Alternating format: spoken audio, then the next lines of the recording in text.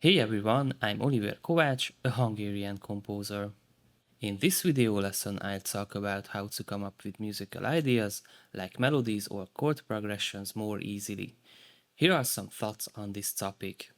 You don't need to create everything from scratch. There are common chord progressions and melodic phrases you can use worrying about plagiarism. This doesn't mean you're copying other composers, it means that Western music culture shares common solutions and we just modify and rearrange them. Composing is a bit like building with Lego pieces that already exist. The problem comes when you try to replicate an entire Lego structure instead of creating your own design. Creating a melody isn't too difficult. The key is using the right scale. Each scale has its own characteristics and mood. In my experience, scales with minor seconds close to the tonic tend to sound darker, while scales with major seconds near to the tonic sound brighter. For example, the most unsettling and dark scale is the Locrian, and the most optimistic and bright one is the Lydian.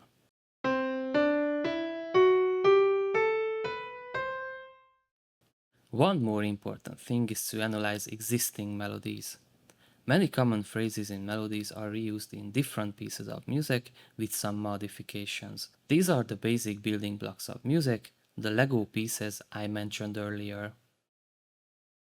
First of all, you need to know the diatonic chords. If you aren't familiar with them, check out my lesson on diatonic chords. Understanding this is essential to building a chord progression. But of course, you can make your chord progression more interesting by using borrowed chords. Knowing the theory will make this easier. As I mentioned earlier, there are standard solutions like chord pairs or progressions that you can use as a composer. I'll show you a few examples.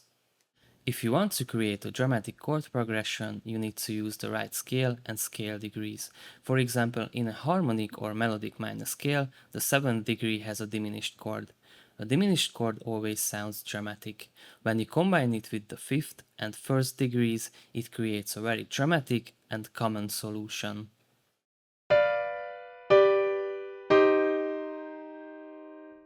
To create a spooky, eerie sound, you need to use borrowed chords like chromatic medians. If you're unfamiliar with borrowed chords, I have a video lesson on that as well. I'll show you two chromatic median chord pairs.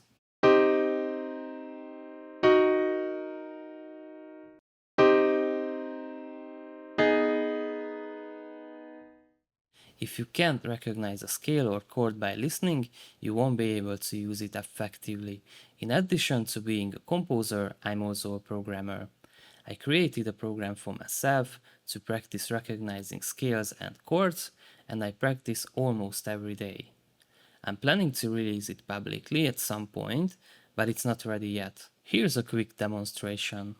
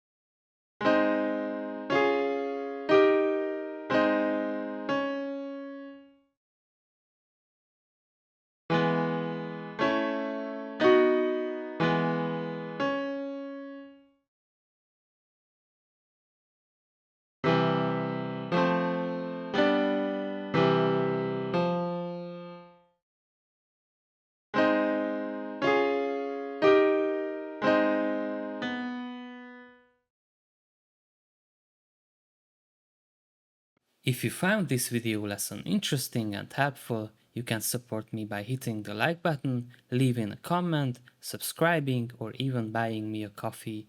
Thanks for watching.